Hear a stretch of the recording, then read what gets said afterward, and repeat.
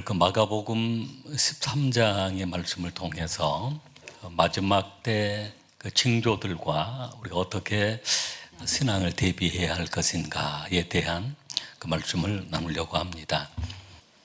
예수님께서 성전에 들어가셔서 제자들에게도 가르치시고 성전에서 여러 사역들을 행하십니다. 오늘 본문의 말씀은 이제 그 성전에서 나오시는데, 그 성전에서 나오셔서 감람산으로 가시게 됩니다. 나오실 때 그 한 제자가 예수님께 물어봅니다. 제자들이 그 성전의 아름다움을, 그 거룩함과 웅장함, 이 성전에 대해서 너무 그 감동을 받게 되었고, 그래서 그런 질문을 합니다. 이 돌들이 어떠하며 이 건물들이 어떠하니까? 라고 그 한 제자가, 선생님 보십시오, 이 성전이 너무 아름답습니다. 예루살렘 성은, 특별히 또 예루살렘 도시가 그러하고, 지금은 이스라엘과 팔레스틴과 그 전쟁을 통해서 온통 불안과 전쟁이 가득 차 있는 그런 나라입니다만은, 예루살렘 성의 그 아름다움은 말로 다 표현할 수가 없습니다. 아침에 그 태양이 떠오를 때에 그 바라보는 예루살렘 그 성의 반짝반짝하는 그 모습들, 그리고 특별히 석양 때가 되어지면 온통 그 도시가 햇빛을 받아서 황금빛이 가득 차 있는 그런 도시입니다. 예루살렘 그 도시 자체가 일반 그 건물들이 아니고 다 아름다운 돌들로 건물이 지어져 있습니다. 특별히 예루살렘 성전 역시도 그 솔로몬 성전이 있었고, 그 솔로몬 성전은 그 바벨론에 의해서 결국은 그 성전이 멸망을 합니다. 침략을 받고, 그리고 난 다음에 그 바벨론에서 포로로 돌아와서 그 수룹바벨에 의해서 제2의 성전이 건축이 됩니다. 제2의 성전도 결국은 로마에 의해서 파괴가 되어집니다. 그리고 헤롯에 의해서 제3의 성전이 건축이 되어지는데, 바로 지금 제자가 예수님께 물어보는 이 돌들이 어떠하며 이 건물이 어떠합니까? 라고 하는 그 성전은 제3의 성전, 헤롯이 유대인들의 한숨을 살려고 건축했던 성전이기도 합니다. 이렇게 예수님의 제자가 질문을 했는데, 예수님의 대답은 조금 다른 방향으로 대답을 합니다. 이렇게 아름답게 보여지는 그러한 성전, 웅장하게 보여지는 성전이지만 돌 위에 돌 하나 남지 아니할 것이다 라고 예수님이 대답을 하신 것입니다. 우리가 봉독한 말씀 1절 2절 말씀을 우리 한번 같이 읽겠습니다. 예수께서 성전에서 나가실 때 제자 중 하나가 이르되 선생님이여 보소서, 이 돌들이 어떠하며 이 건물들이 어떠하니까? 예수께서 이르시되 내가 이 큰 건물을 보느냐? 돌 하나도 돌 위에 남지 않고 다 무너뜨려지리라 하시니라. 결국은 예수님께서 그 말씀하신 대로 돌 위에 돌 하나 남지 않고 다 무너뜨려진다라고 했는데, 주 70년에 그 로마의 침략으로 그 당시 그 장군이 디도 장군, 디투스라고 하는 장군에 의해서 예루살렘이 함락이 되어지고 예루살렘이 파괴되어지는데, 그 돌 위에 돌 하나 남지 않도록 온통 파괴가 되어지는 그런 사건이 있었습니다. 지금 예루살렘 성전은 성벽이 남아 있습니다. 그래서 그 통곡의 벽이라고 하죠. 유대인들이 그곳에 가서 통곡하며 울면서 기도하는 그 통곡의 벽이 되어 있는 이 성전입니다. 이러한 질문과 예수님의 대답을 통해서 이제 감람산으로 가셨는데 성전을 마주 대하고 있을 때 예수님의 그 네 제자가 있습니다. 12제자 가운데 수제자 그룹인 그 네 제자, 베드로와 야고보와 요한과 안드레, 그 네 제자가 예수님께 조용히 그런 질문을 했습니다. 어느 때 이런 일이 있겠사오며 이 모든 일이 이루어질 때 어떤 징조가 있겠습니까? 라고 하는 그 질문이었습니다. 3절 4절 말씀을 같이 읽겠습니다. 예수께서 감난산에서 성전을 마주 대하여 앉으셨을 때 베드로와 야고보와 요한과 안드레가 조용히 묻되 우리에게 이르소서 어느 때 이런 일이 있겠사오며 이 모든 일이 이루어지려 할 때에 무슨 징조가 있사오리까? 할렐루야.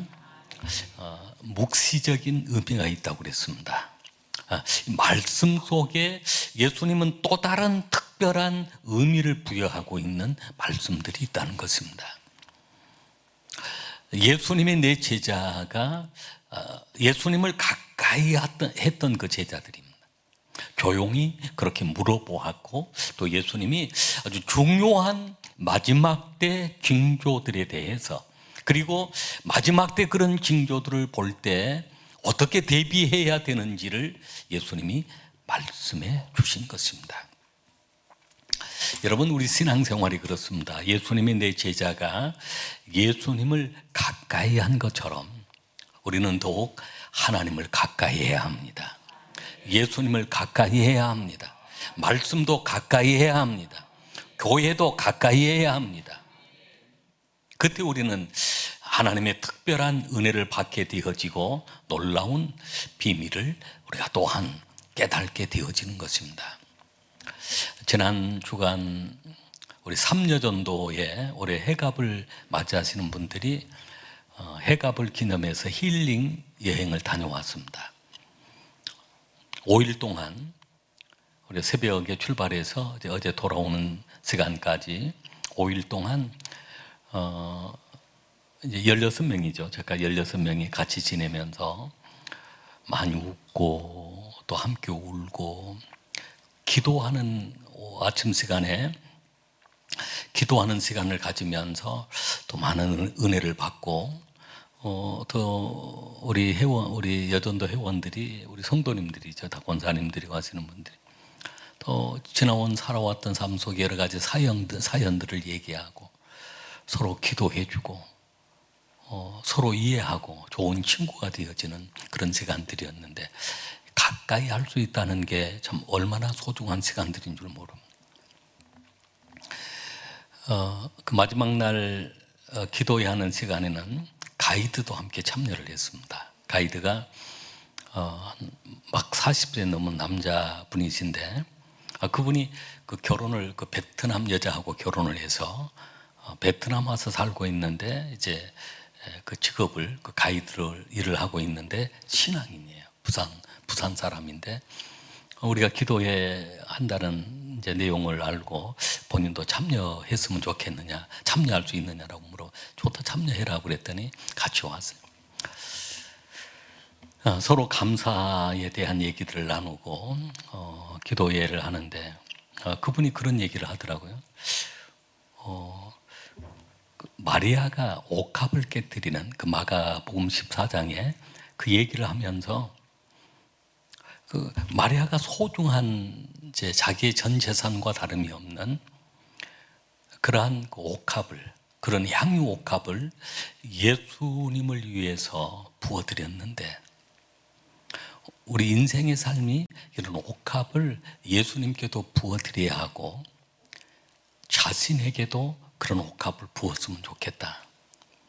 근데 예수님이 그 시기가 있다. 그 때가 있다.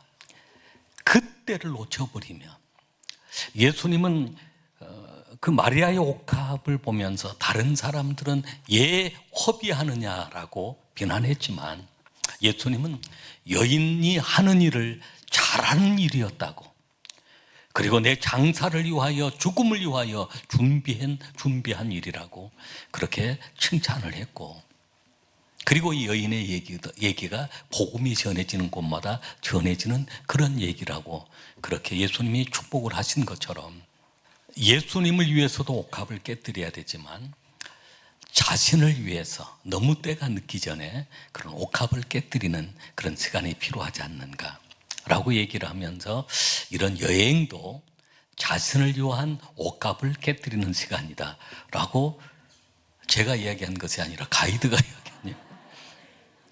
그래서 제가 은혜를 받고, 우리 또 같이 하시는 분들이 다 은혜를 받았는데, 정말로 가까이 할 수 있는 그런 시간들, 성도와 성도가 예배 시간도 가까이 하는 시간이지만, 그러한 같이 먹고 자고 같이 울고 웃고 하면서 서로를 치료하고 위로해 주는 그런 소중한 시간들이 참 너무 귀한 그 시간들을 보낸 것 같습니다. 오늘 예수님의 이 네 제자가 특별히 아주 중요한 그 시기와 징조를 물어보았던 것처럼, 오늘 우리는 더욱 주님과 가까이 하고 교회하고도 가까이 하고, 또 여러분의 신앙생활 가운데 그렇게 목회자와 가까이 할 수 있는 그런 시간도 필요한 것 같습니다. 할렐루야. 그때 예수님께서 오늘 우리가 봉독한 말씀 속에 세 가지 징조를 말씀하시고 세 가지를 대비하는 그 방법을 말씀하시는데, 그 징조의 첫 번째는 사람의 미혹을 주의하라 라고 했습니다. 봉독한 말씀 5절 6절 말씀을 같이 읽겠습니다. 예수께서 이르시되 너희가 사람의 미혹을 받지 않도록 주의하라. 많은 사람이 내 이름으로 와서 내가 그라하여 많은 사람을 미혹하리라. 미혹하는 일들이 많이 일어납니다. 21절과 22절 말씀도 같이 읽겠습니다. 그때 어떤 사람이 너에게 말하되 보라 그리스도가 여기 있다, 보라 저기 있다 하여도 믿지 말라. 거짓 그리스도들과 거짓 선지자들이 일어나서 이적과 기사를 행하여 할 수만 있으면 택하신 자들을 미혹하려 하리라. 거짓 그리스도들과 거짓 선지자들이 일어나서 이적과 기사를 행하여 할 수만 있으면 택하신 자들을 미혹하려 하리라. 마지막 때를 살아가는 우리 성도의 삶 속에 이런 미혹하는 일들, 미혹한다는 것은 유혹한다는 것이고, 또 미혹한다는 것은 속여서 속임수를 쓰는 것입니다. 이런 속임수의 영적 생활 속에도 이런 미혹하는 일, 이런 속임수가 많기 때문에, 그래서 많은 사람들이 그리스도가 일어나서 거짓 그리스도, 거짓 선지자들이 일어나서 할 수만 있으면 택하신 자들을 미혹한다, 넘어지게 만든다라고 하는 말씀입니다. 그래서 예수님께서 마지막 그런 징조를 얘기하면서 첫 번째 징조가 사람들의 미혹을 받지 않도록, 속임수에 넘어가지 않도록 주의해야 된다는 것입니다. 여러분 주의하시길 바랍니다. 오늘 얼마나 많은 그런 이단들이 나타나, 내가 그리스도다, 내가 예수다, 내가 성령이다 라고 하면서 성도들을 미혹하는데, 오늘날 우리 주변에도 뭐 신천지나 그런 이단들이 얼마나 우리 성도들을 미혹합니다. 과거에 우리 교회 다녔던 몇 사람, 뭐 제가 이름 누구도 다 아는데, 그런 사람들이 그런 신천지에 그런 미혹을 받아서 보면은 어리버리한 사람들이야. 정신을 못 차리는, 무엇이 참이고 무엇이 거짓인지를 딱 분간을 해야 합니다. 영적으로 사단이 그 미혹의 영들이 역사하는 경우 얼마나 많습니다. 그래서 예수님께서 주의하라, 마지막 때 징조 가운데 사람의 미혹을 받지 않도록. 우리나라 한 10년 전에 그 신옥주 목사라고 하는 사람이 은혜로 교회 가는 교회, 피지섬에 가야 우리 청정 지역에서 살 수 있다, 마지막 때 그렇게 준비해야 된다고 피지섬 가자고 그러니까 따라간 사람이 몇 명이 따라갔어요? 예? 4명? 400명, 400명. 그곳에 따라가서 온갖 학대를 당하고 막 그 타작마당이라고 해가지고 서로 타작을 하고 가족들끼리 막 서로 때리고 막 뉴스에 나왔잖아요. 그런 이단들도 많이 나타나고, 시한부 종말론들, 이런 일이 우리 주변에 얼마나 많은 줄 몰라요. 그래서 그런 이런저런 이단도 그래서 어디 또 산속에 들어가야, 청정지역에 들어가야 마지막 때를 준비한다. 여러분, 다 그런 것들이 거짓입니다. 말씀 안에 바로 서야 합니다. 할렐루야. 바른 신앙으로 우리가 바로 세워져야 합니다. 여기 14절에 보면 산으로 도망할지어다 라고 하는 말이, 이 말이 그냥 지리산으로, 한라산으로, 무슨 계룡산으로 도망가라 그런 말이 아니에요. 그런데 그런 사람들이 나타난다는 거죠. 여러분, 우리 신앙은 정신 차려야 함. 말씀 위에 굳건하게 세워져야 함. 할렐루야. 두 번째는 난리와 난리 소문이 난다고 그래요. 우리 7절 말씀, 우리 한번 7절과 8절 말씀 같이 읽겠습니다. 난리와 난리 소문을 들을 때 두려워하지 말라. 이런 일이 있어야 하되 아직 끝은 아니니라. 민족이 민족을, 나라가 나라를 대적하여 일어나겠고 곳곳에 지진이 있으며 기근이 있으리니 이는 재난의 시작이니라. 세상은 난리 소문이 납니다. 전쟁의 소문, 나라와 민족이 민족을, 나라가 나라를 대적하고 곳곳에 지진이 나고 기근이 있습니다. 그러나 이것이 다 재난의 끝은 아닙니다. 재난의 시작입니다. 아직은 끝이 아니다. 이미 말세는, 종말의 때는 시작이 되었지만 아직 끝은 아니다. 이것이 다 재난의 시작들이다. 오늘 이 전쟁의 소문이 얼마나 무섭냐. 이스라엘과 팔레스틴 전쟁이 이게 심상치가 않습니다. 5차 중동 전쟁으로 번질 수가 있습니다. 러시아 우크라이나 전쟁 쉽게 끝나는 전쟁이 아닙니다. 전쟁과 전쟁의 그런 소리를 들어도 이것은 아직 끝은 아니다고 그랬습니다. 지진의 소문들 얼마나 많습니다. 곳곳에 지진이라는, 우리 한국도 지진권에 들어와 있다는, 지진이 아주 대지진들이 일어나는, 기근이 얼마나 많습니다. 세계 인구 가운데 9명 중에 한 사람은 굶주리고 밥을 먹지 못한 사람들이에요. 하루에 3만 5천 명 정도가 굶주림 때문에 죽어간다는 것입니다. 여러분, 우리 한국 식탁은 너무 풍성합니다. 감사함으로 먹어야 하지만 조금 절제도 필요합니다. 가장 조금 아쉬운 것은 그런 식탁들이 너무 음식이 가득 채워져서 10분의 1도 먹지 못하고 이렇게 버려야 되는 그런 음식. 그렇게 해서 쓰레기가 산더미처럼 나오는 그런 문.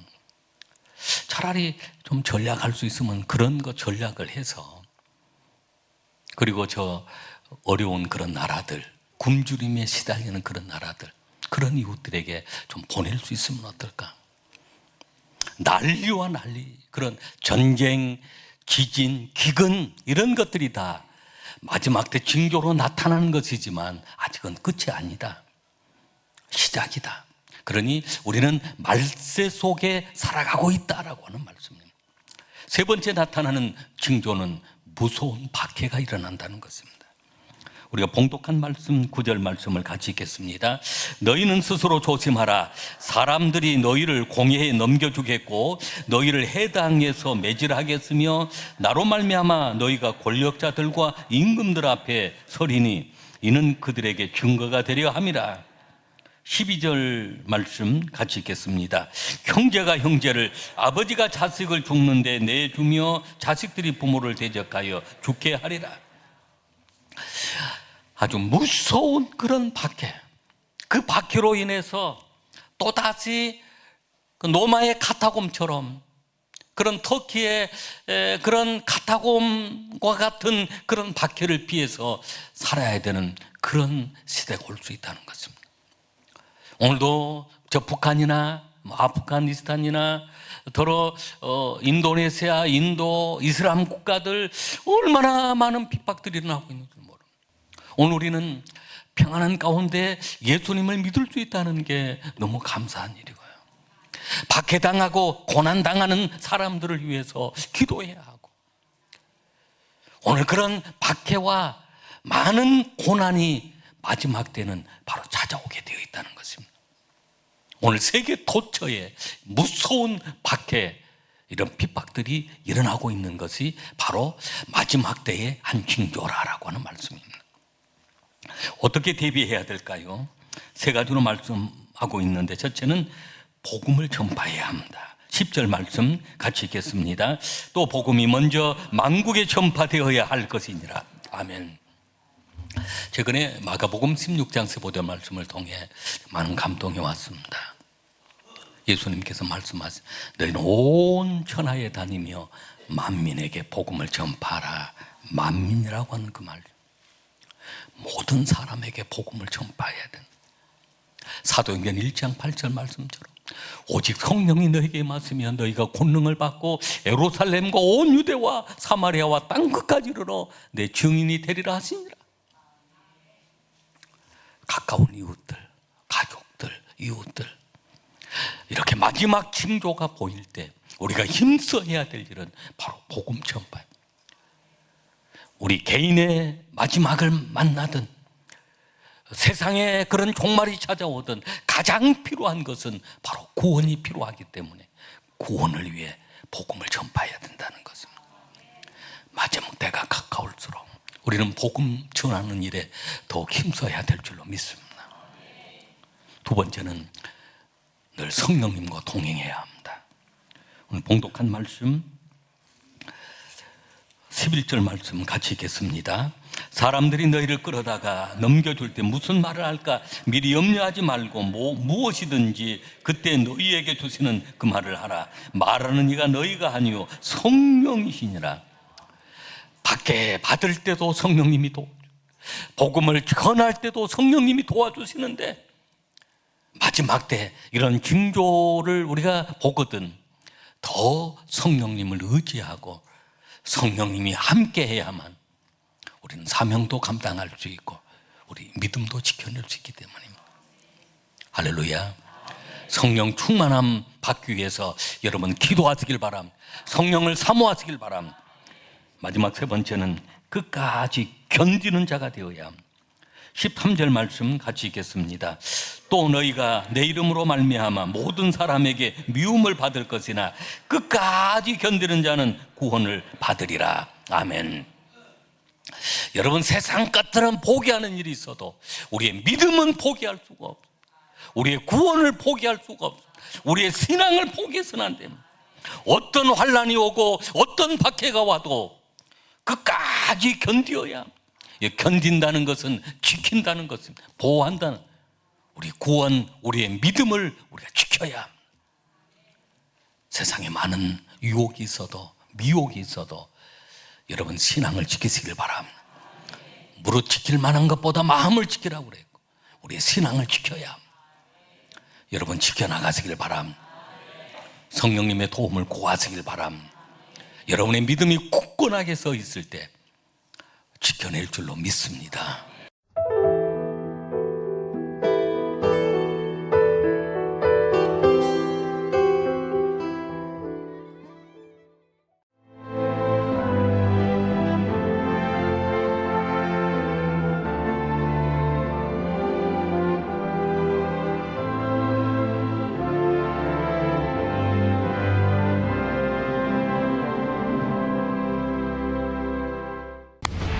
생명의 땅, 으뜸전담이 새로운 미래를 만들어갑니다.